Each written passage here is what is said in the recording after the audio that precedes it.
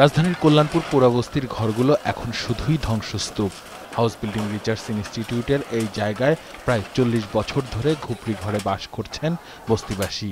বৃহস্পতিবার উচ্ছেদ অভিযান চালানো হয় এখানেই। সহায় সম্বলহীন এসব মানুষ তীব্র শীতের মধ্যেও রাত কাটিয়েছে খোলা আকাশের নিচে। সকাল থেকে শুরু হয় শেষ সম্বলের খোঁজ।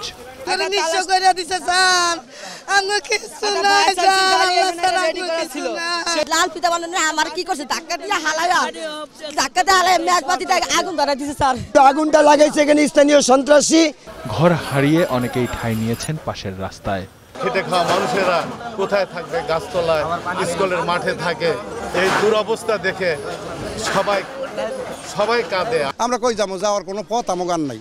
আদালতের নির্দেশে বৃহস্পতিবার বুলডোজার থামলেও শুক্রবার সকালে সন্ত্রাসীরা বস্তিতে আগুন ধরিয়ে দেয় বলে অভিযোগ এখানকার বাসিন্দাদের।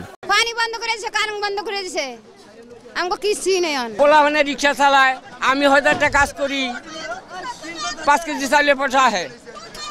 কই যাবো? দেশে জায়গা জমি থাকলে এনে থাকতাম নাকি কাকা কও? তবে নাশকতা রোধে বস্তি এলাকায় পাহারা জোরদার করা হয়েছে বলে জানিয়েছে পুলিশ। আসিফ সুমিত, 21 টেলিভিশন, ঢাকা।